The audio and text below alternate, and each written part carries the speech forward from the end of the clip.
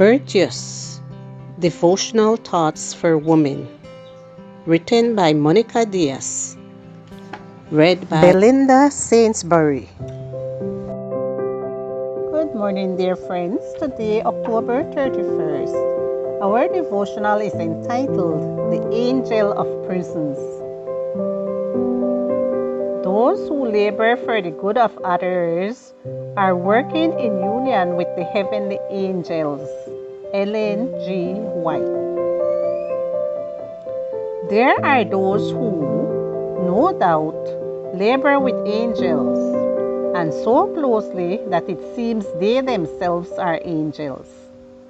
Although they are not heavenly beings, but beings of flesh and bone like you and I, their fruits and virtues, they are true heavenly messengers. They carry the message of love, hope, a future, and change that angels carry at God's command and devote their lives and resources to do so. One of those people was a British woman named Elizabeth Fry, whom people decided to call the Angel of Prisons.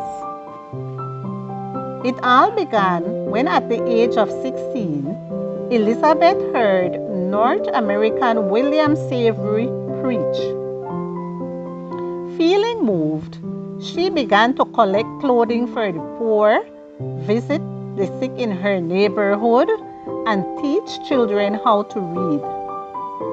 15 years later, she went to the women's prison in Newgate, and what she saw horrified her. It was full of women, many of them imprisoned without prior trial because they were unable to pay the debts left them by their deceased husbands. They lived and slept in the same space and barely had any food.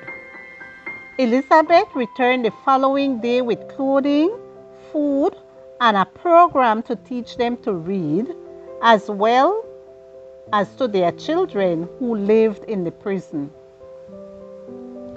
She started a plan to systematically help them, which included giving them a Bible so they would be spiritually strengthened, and teaching them to sew so they could earn a living when they were set free.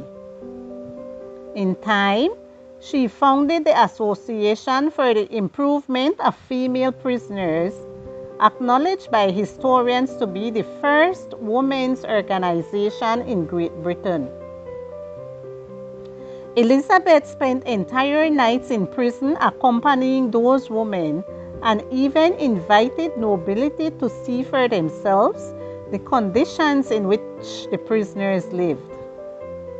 In doing that, she raised funds to continue with her work. And among her main benefactors was Queen Victoria herself. Elizabeth Fry earned the respect, love, and admiration of British society as a whole, and most of all those who were disadvantaged. 200 years later, she has also earned by admiration. Her life is the personification of a sermon that invites me to do the same.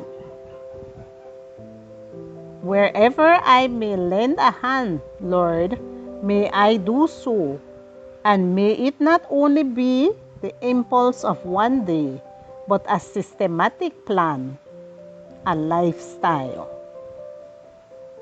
You go then and do the same. Luke chapter 10 and verse 37.